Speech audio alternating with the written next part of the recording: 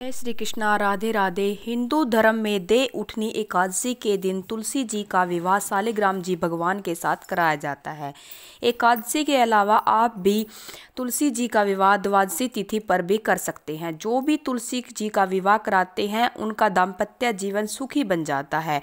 युवा युवतियों के साथ विवाह में कोई बाधा नहीं आ रही तो लोग तुलसी विवाह करके उसमें ज़रूर शामिल होना चाहिए। तुलसी विवाह के दिन आप तुलसी के पौधे को दान कर सकते हैं। जो लोग किसी कारण एकादशी या द्वादशी के दिन तुलसी माता का विवाह नहीं कर सकते, ऐसा माना जाता है कि एकादशी से लेकर कार्तिक मास की पूर्णिमा तक आप किसी भी सुबह के दिन शाम तक किसी भी समय राहु काल के समय को छोड़कर तुलसी का विवाह कर सकते हैं। अगर आपके पास तुलसी का पौधा पहले से ही है तो आप शालिग्राम जी के साथ उनका विवाह कर सकते हैं। शालिग्राम जी पत्थर के रूप में होते हैं।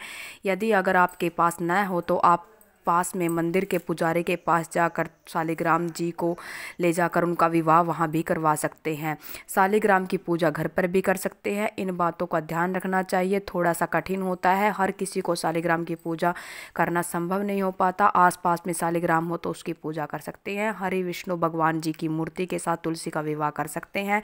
जो मूर्ति या तस्वीर आपके पास है, लक्ष्मी जी में हो, उसमें उसके साथ उसका विवाह कर सकते हैं। पौधे में अगर तुलसी जी का विवाह किया जाता है तो आप चाहे पौधे को दान भी कर सकते हैं। यदि पौधा घर में नहीं रखते तो दान आसपास के मंदिर में भी दान कर सकते हैं। तुलसी के पौधे को आप किसी नदी के किनारे, सरोवर, तालाब या किसी पवित्र जगह पर ले जा सकते हैं। तुलसी का विवाह करके घर में सुख शांति आती है। या यदि किसी आर्थिक समस्या है तो उस समस्या भी दूर होती है, बाधाएं दूर होते हैं। वैवाहिक जीवन भी सुख की प्राप्ति होती है। तुलसी भगत का विवाह करना चाहिए। आज के दिन कन्यादान करने का बहुत ही पुण्य माना जाता है। जिसकी संतान नहीं होती उसे संतान की प्राप्ति होती है। कन्यादान जैसा महादान करना अत्यंत ही शुभ माना जाता है और पुण्य की प्राप्ति होती है। संतान को भी सुख मिलता है। अपने हाथ तुलसी जी का विवाह जीवन में एक बार जरूर करना चाहिए। मान्यता है कि दे उठनी एकादशी को श्री कृष्ण भगवान जी हर एक मनोकामनाओं को पहले सुनते हैं और जिसकी मनोकामना सबसे पहले पूर्ण होती है वही तुलसी जी होती है। इसीलिए यदि कोई मनोकामना हो तो आप तुलसी का विवाह, उसकी पौधे की विवाह करें और उसकी मनोकामना उनके सामने दोहराएं। तुलसी जी की पूजा करें। आप तुलसी जी का विवाह नहीं कर पाते तो दे उठनी एकादशी या द्वादशी के दिन पूरे विधि विधान से तुलसी का विवाह करें, उनका श्रृंगार करें, सामग्री चढ़ाएं। कार्तिक मास में जो लोग नियम से उनका विवाह करते हैं, अच्छे से जानकारी लेते हैं और उनको सिंदूर अर्पित करते हैं।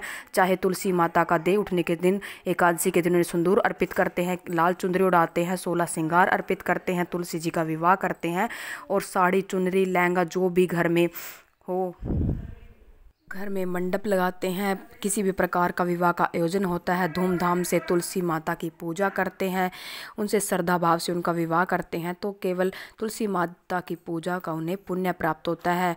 किसी को भी कोई पुण्य प्राप्त नहीं होता। कोई दोष, जीवन में कोई दोष हो तो वह भी दूर हो जाता है। कुंडली में दोष होते हैं वो भी दूर हो जाते हैं। तुलसी माता की पूजा और विवाह जरूर करें। जिन लोगों को संतान नहीं है उन्हें संतान की प्राप्ति होती है। एक बार 2024 में 12 नवंबर के दिन मंगलवार को दे उठनी एकादशी है। आप चाहे तो तुलसी जी का विवाह कर सकते हैं। 13 नवंबर के दिन बुधवार के दिन द्वादशी तिथि के दिन आप तुलसी जी का विवाह कर सकते हैं। तुलसी जी का विवाह करने के लिए परिवार के सदस्यों को आमंत्रण करना होता है। शाम के समय विधि विधान से तुलसी और शालिग्राम का विवाह किया जाता है। जिस प्रकार वर वधु को सजाया जाता है उसी प्रकार भगवान शालिग्राम माँ तुलसी को भी सजाया जाता है, उसका श्रृंगार किया जाता है।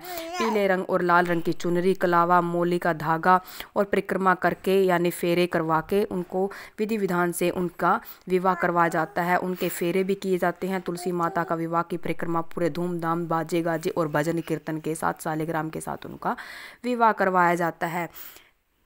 पिछले जन्म में हमने बहुत पुण्य किए होंगे जो तुलसी विवाह का मौका हमें मिलता है जीवन में। आपको गठबंधन करना चाहिए या फिर तुलसी मैया को पीले रंग का दुपट्टा उड़ाना चाहिए या लाल गुलाबी जो भी हमें मिल जाए। माता रानी को यह दुपट्टा हमें सुहाग का सम्मान अर्पित करके लाल रंग की चुनरी अवश्य उड़ानी चाहिए। इस तरह से बिल्कुल जैसे हम अपने घर में अपनी बेटी की शादी करते हैं, इस तरीके से माता रानी के जैसे फेरे करवा रहे हैं, ऐसे हम अपनी बेटी के फेरे करवाते हैं कृष्ण भगवान जी के साथ। ऐसे हमें उनके फेरे करवाने होते हैं और इस तरीके से हमें परिक्रमा करनी होती है। जैसे 7 फेरे होते हैं, पंडित को बुलाकर घर पे या मंदिर में उनके फेरों के साथ परिक्रमा करवानी चाहिए, उनके भजन और गीत करने चाहिए। इस तरह से बिल्कुल आसान तरीके से हमने यहाँ पर आपको तुलसी विवाह की पूजा विधि बताई है। जैसे हम अपनी बेटी का विवाह करते हैं, ऐसे हमने आज कार्तिक महीने में तुलसी माता का विवाह किया है। कन्यादान में हमारे पास जो भी हम अपनी बेटी को कन्यादान में देते हैं, सभी औरतें कन्यादान लेंगी। सुहाग का सारा सामान यहाँ पर इकट्ठा करके पुजारी जी को देंगी और इसको तुलसी माता का आज कन्यादान यहाँ पर मंदिर में भी किया जा सकता है। घर पे किया है तो मंदिर में भी किसी पुजारी से मंत्रों के साथ इस तरीके से बिल्कुल आसान तरीके से हम माता रानी की यहाँ पर पूजा करके उनका विवाह करके अपने घर में सुख समृद्धि का वास कर सकते हैं और माता रानी से मनोकामना की पूर्ति कर सकते हैं। तुलसी माता के पास अगर बैठकर हम देख रहे थे तुलसी माता हमने आपके विवाह शालिग्राम भगवान कृष्ण भगवान के साथ करवाया है, तो हमारी मनोकामना को पूरा करो। तुलसी माता हमारे जीवन में सुख समृद्धि का वास करके हमारी मनोकामना को पूरा करती है। जिसको भी कोई दोष लगा हो, किसी को संतान नहीं है, किसी के अगर कोई दोष लगा हो तो सब ग्रहों को माफ़ करके तुलसी माता हमें आशीर्वाद देती है और हमारे घर को धन धान्य से भर देती है। वैसे ही कार्तिक महीने में अगर हम तुलसी माता की जितनी सेवा कर सकते हैं हमें उतनी करनी चाहिए। सुबह शाम हमें दीपक जलाना चाहिए। यहाँ पर तुलसी माता का हमने पूरी विधि विधान से यहाँ पर शादी की है और यहाँ पर हम तुलसी माता के फेरे हो रहे हैं। फेरे करवाने के बाद उनके बाद उसकी विदाई कर देंगे और इस तरीके से बिल्कुल अच्छी लगी हो तो अपने लाइक करें, कमेंट करें। जय माता, जय कृष्ण।